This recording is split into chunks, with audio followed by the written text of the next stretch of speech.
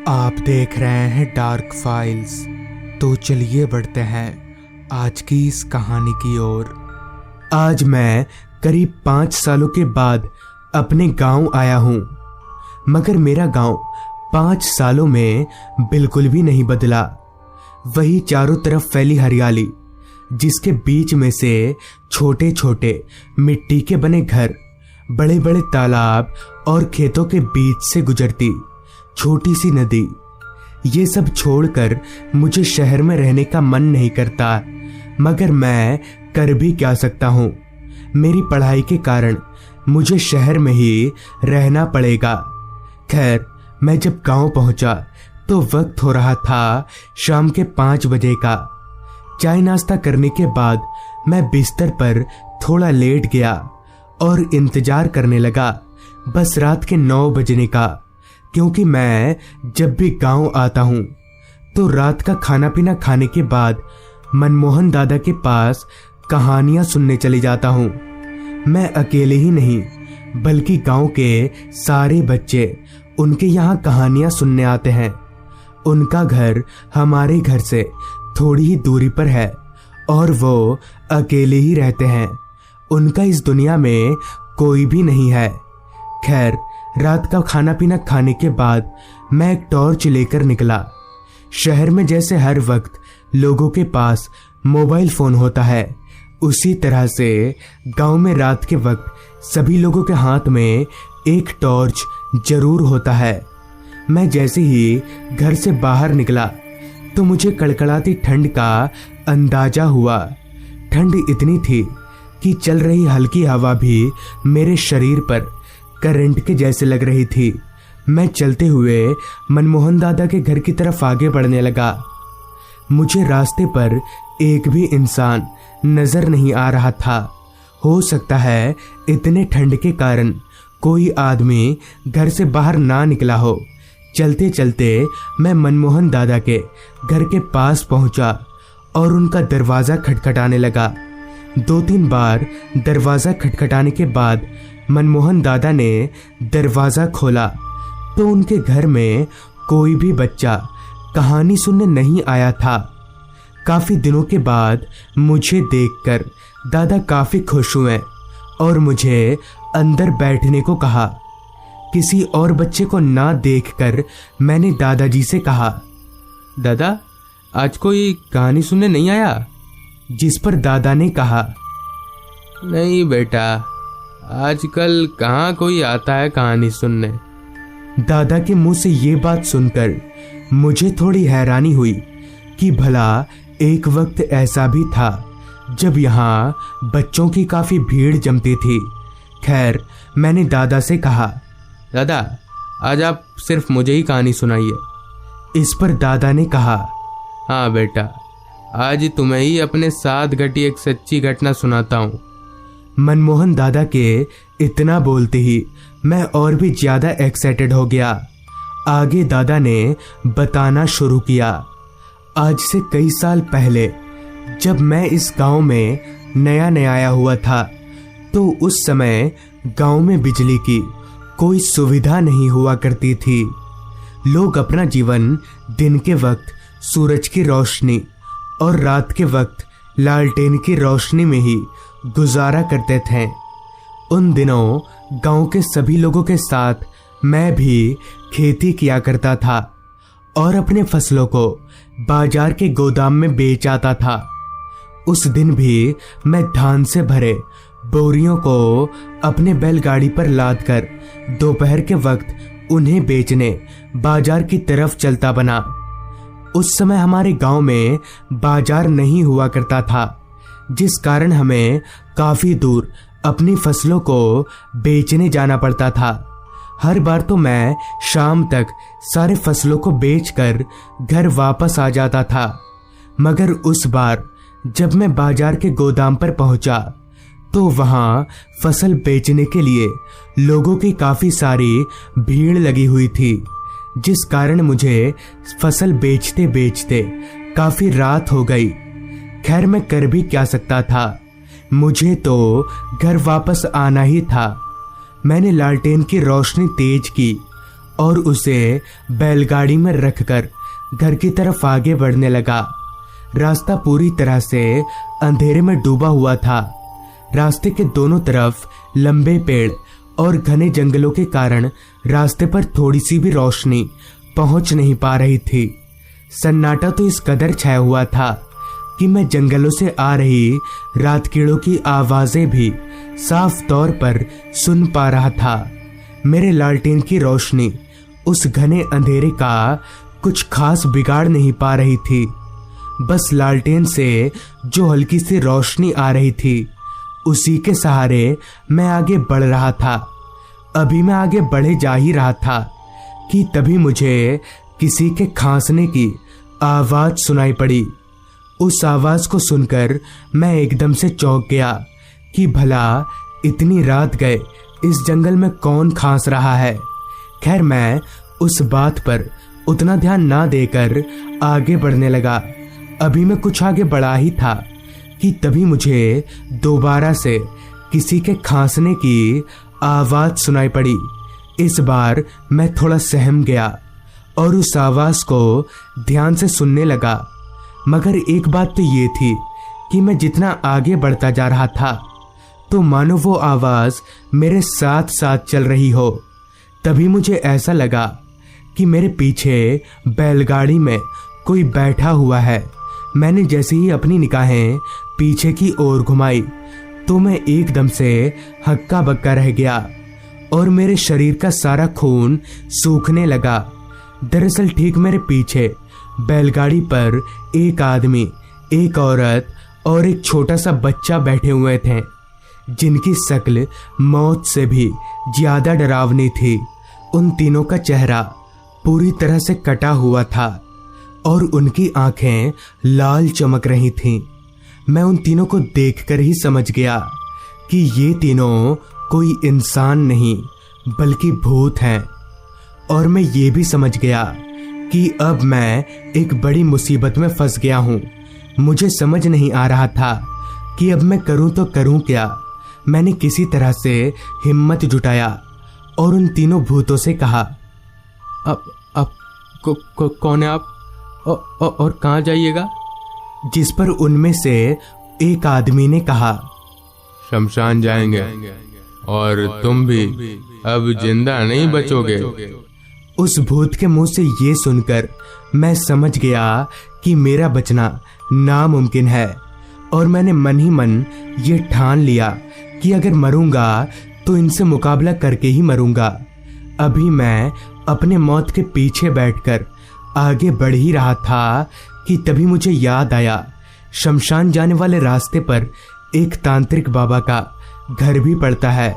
तो मैं वहां पहुंचकर बैलगाड़ी से कूदकर बाबा के पास भाग जाऊंगा और अगर इन्होंने मुझे बीच रास्ते पर ही मार दिया तो मैं क्या करूंगा? ये तो भूत हैं, इनका क्या भरोसा। खैर मैंने अपने आप को अपनी किस्मत के ऊपर छोड़ दिया और शमशान की तरफ आगे बढ़ने लगा। मैं बैलगाड़ी को रास्ते को उस तरफ ले आया जिस तरफ तांत्रिक बाबा का घर पड़ता था, ताकि मैं जल्दी बैलगाड़ी से कूदकर भाग सकूं। कुछ देर चलने के बाद मुझे कुछ ही दूरी पर तांत्रिक बाबा का घर दिखाई पड़ने लगा। मैं बस इंतजार कर रहा था तो उस घर के थोड़ा करीब आने का, और जैसे ही मैं तांत्रिक बाबा के घर के पास पहुंचा तो छलांग मारकर बैलगाड़ी से कूदने ही वाला था कि तभी उस भूत ने अपना लंबा हाथ बढ़ाकर मुझे पीछे से पकड़ लिया। उस भूत के पकड़ते ही मैं जोर जोर से चिल्लाने लगा और मेरे चिल्लाने की आवाज सुनकर तांत्रिक बाबा बोले, कौन है कौन है? बोलकर बाबा घर से बाहर निकल आए और उन्हें आता हुआ देख सारे भूत हवा में धुआं हो गए। तो इस तरह से उस रात मेरी जान बच गई। मनमोहन दादा की पूरी आप बीती सुनने के बाद मैंने उनसे कहा, अच्छा दादा, अब मैं कल आऊंगा। जिस पर दादा ने मुस्कुराकर कहा, तुम कल नहीं आओगे? इस पर मैंने कहा, आऊंगा, जरूर आऊंगा, क्यों नहीं आऊंगा। ये बोलकर मैं घर चलाया। घर पहुंचकर मैंने देखा कि चाचा मुझे ढूंढ रहे हैं। मैंने जब पूरी बात चाचा को बताई तो चाचा एकदम से सहम गए और बोले, क्या बोल रहा है तू? मनमोहन दादा? वो तो 1 महीने ही पहले ही मर चुके हैं हार्ट अटैक से। चाचा से ये सुनकर मैं चौंक गया, मगर मुझे चाचा की बात पर विश्वास नहीं हुआ। जिसके बाद मैंने सुबह जाकर देखा तो सच में वो घर खंडर में बदल गया था और कल रात वो मनमोहन दादा नहीं बल्कि उनकी आत्मा थी। तो दोस्तों, ये थी आज की कहानी। अगर आपके पास भी ऐसी ही कोई कहानियां हैं तो हमारे साथ जरूर शेयर करें। इस घटना से पहले मैं भूत प्रेत इन सब बातों पर विश्वास नहीं करता था, मगर इस घटना के बाद मैं इन सब चीजों पर विश्वास करने लगा। उस घटना ने मेरे दिमाग में अपना छाप कुछ इस कदर छोड़ा कि मैं कई दिनों तक बीमार था और मेरी हालत काफी गंभीर हो गई थी। और आज भी उस घटना को याद करके मेरे रातों की नींद उड़ जाया करती है। दरअसल हुआ कुछ यूं था कि साल 1999, उस समय हमारा गांव काफी छोटा हुआ करता था और न ही उस समय हमारे गांव में बिजली हुआ करती थी। सभी लोग मिलजुल कर एक साथ रहा करते थे। गांव में किसी भी तरह का काम ना होने के कारण मैं और मेरा दोस्त राकेश, हम दोनों शहर के एक दुकान में काम किया करते थे। हमारे गांव से शहर करीब 7 किलोमीटर दूर था, तो हम रोज आने जाने के लिए साइकिल का सहारा लिया करते थे। हमारी ड्यूटी सुबह 9 बजे से रात के 8 बजे तक की होती थी। कुछ दिन तो सब कुछ ठीक था, मगर एक रात काम से वापस लौटते वक्त हम जैसे ही गांव के बाहर वाले रास्ते पर पहुंचे तो अचानक हमें किसी आदमी के रोने की आवाज आने लगी। उस आवाज को सुनकर मैंने एकदम से साइकिल रोका और पीछे बैठे राकेश से कहा, अरे राकेश, इतनी रात गए ऐसे कौन रो रहा है? इस पर राकेश ने कहा, तू साइकिल चला, हमें इन सब में नहीं पड़ना, घर चलो। मुझे तो ये पता था कि राकेश काफी डरपोक लड़का है, तो मैं और कुछ ना बोलकर साइकिल को आगे बढ़ाकर सीधे साइकिल चलाकर अपने घर पहुंचा। मगर रात भर मेरे जहन में वही रोने की आवाज खटकती रही। अगली रात भी काम से वापस लौटते वक्त हमारे साथ वही घटना घटी। जैसे ही हम साइकिल लेकर गांव के बाहर वाले रास्ते पर पहुंचे तो कल की तरह आज भी हमें वही रोने की आवाज सुनाई पड़ने लगी। मगर इस बार मैंने अपना साइकिल नहीं रोका और सीधे घर चलाया। इस बार घर आकर मैंने ये ठान लिया था कि कल कुछ भी हो जाए मैं जाकर ये पता लगाकर ही रहूंगा कि आखिर ये रोने की आवाज किसकी है। मगर ये बात मैंने राकेश को नहीं बताई। जिसके बाद अगले दिन हम दोनों काम पर गए तो मैं बस इंतजार कर रहा था कि हमारी छुट्टी हो, लेकिन आज काम थोड़ा ज्यादा ही था, जिस वजह से मुझे ऐसा लग नहीं रहा था कि समय पर हमारी छुट्टी हो भी पाएगी। और ठीक ऐसा ही हुआ। हमारी छुट्टी 1 घंटे लेट यानी रात के 9 बजे हुई तो मैंने साइकिल निकाला और राकेश को पीछे बैठाकर घर की तरफ आगे बढ़ने लगा। उस समय रात के 9 बजना यानी कि काफी रात, ऊपर से गांव का इलाका, जिस कारण दूर दूर तक हमें हमारे अलावा और कोई भी नहीं दिख रहा था। और शायद अमावस की रात थी, जिस वजह से आसमान पर चांद का नामो निशान तलक नहीं था।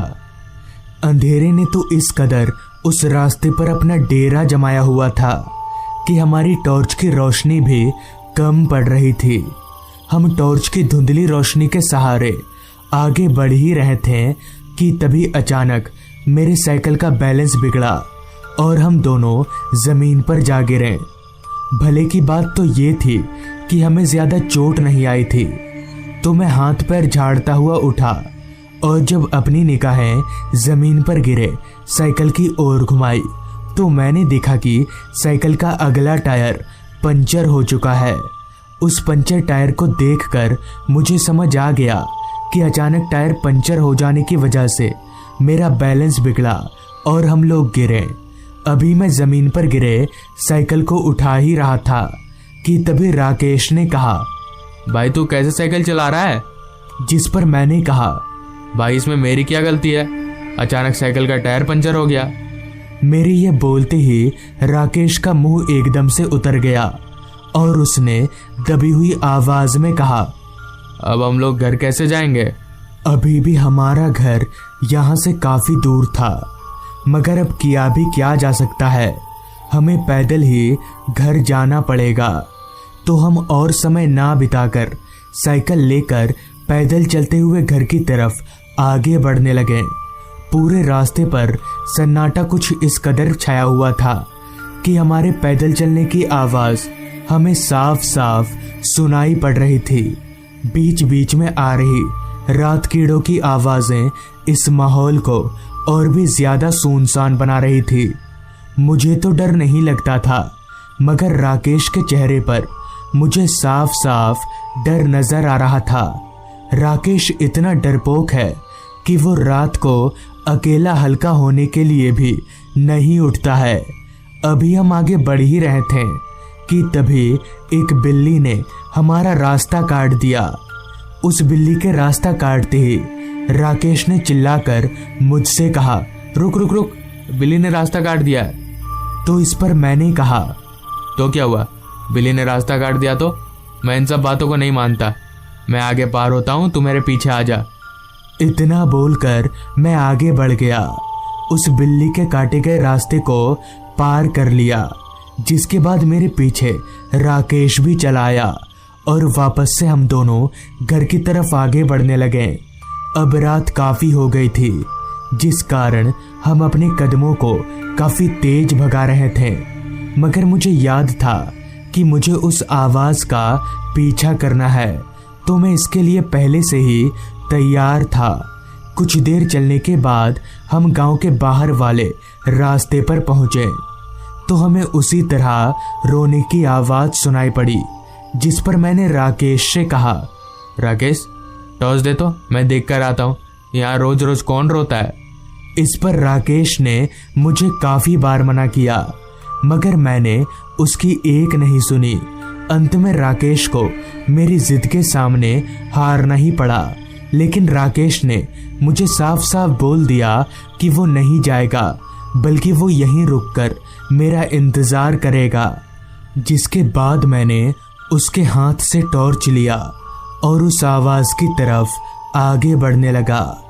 कुछ दूर आगे जाने के बाद मुझे लगा कि वो आवाज जंगल के अंदर से आ रही है, तो मैं चलकर जंगल के अंदर दाखिल हुआ तो सारा जंगल मानो रात की नींद सो रहा हो। दिन के वक्त जिस जंगल के अंदर इतना चहल पहल रहता है, रात के वक्त उस जंगल को इतना सुनसान देखकर मैं थोड़ा हैरान हुआ। खैर, अभी मैं उस जंगल के अंदर आगे बढ़ ही रहा था कि तभी मेरी नज़र जंगल के अंदर एक छोटे से घर पर गई, तो मैंने महसूस किया कि वो रोने की आवाज़ उसी घर में से आ रही है। तो मैं चलकर उस घर की तरफ आगे बढ़ने लगा। तभी मेरे जहन में एक सवाल ने दस्तक दिया कि इस जंगल में ये घर किसका होगा, और जिसका भी हो वो रोज रात को रोता क्यों है। ये सोचते सोचते मैं उस घर के करीब पहुंचा तो उस घर के दरवाजे पर ताला लटक रहा था, मगर उस घर की खिड़की खुली हुई थी और वो रोने की आवाज़ उसी घर में से आ रही थी। तो मैं खिड़की के पास गया और टॉर्च मारकर जब अंदर देखा तो मेरा सर एकदम से घूम गया और मेरे हाथ पैर सुन्न पड़ने लगे, क्योंकि जैसे ही मैंने खिड़की के अंदर टॉर्च मारा तो मैंने देखा कि उस घर के अंदर एक बूढ़ा आदमी इधर उधर दौड़ रहा है, मगर उसका चेहरा इंसानों से अलग पूरी तरह से जला हुआ था और उसकी आंखें गायब थी। उस आदमी को देखकर मुझे पता चल गया कि वो कोई इंसान नहीं बल्कि भूत है, और जैसे ही मैंने वहां से भागने के लिए अपना कदम बढ़ाया तो उस भूत ने अपना लंबा सा हाथ बढ़ाकर खिड़की से बाहर निकालकर मेरा गला पकड़ लिया और मुझे एक झटके से खींचा, जिससे मेरा सर एकदम से जाकर दीवार से जा टकराया। मैं अपने गले को उस भूत के हाथ से छुड़ाने की काफी कोशिश कर रहा था, मगर उसकी शक्ति के आगे मैं बेबस था, जिस पर मैंने चिल्लाना शुरू कर दिया, जिसकी आवाज से मेरा दोस्त राकेश वहां आ गया और किसी तरह उसने मुझे खींचकर उस भूत के हाथ से छुड़ाया और हम भागकर गांव पहुंचे। गांव वालों को पूरी बात बताई, जिस पर उन्होंने कहा उस घर में एक परिवार रहा करता था, जिसमें बेटा बहू और एक बूढ़ा आदमी यानी बेटे का पिता था। मगर एक दिन बेटा अपने बाप को छोड़कर उस घर से अपनी पत्नी को लेकर चला गया, जिससे वो बूढ़ा आदमी अपना मानसिक संतुलन खो बैठा और उसने उसी घर में आत्महत्या कर ली। तब से उसकी आत्मा उसी घर में भटकती है। तो दोस्तों, ये थी आज की कहानी। अगर आपको ये कहानी पसंद आई हो तो चैनल को जरूर सब्सक्राइब कर लें। तो मैं आपका दोस्त आर्यन जल्द ही मिलूंगा आपसे ऐसी ही एक कहानी के साथ।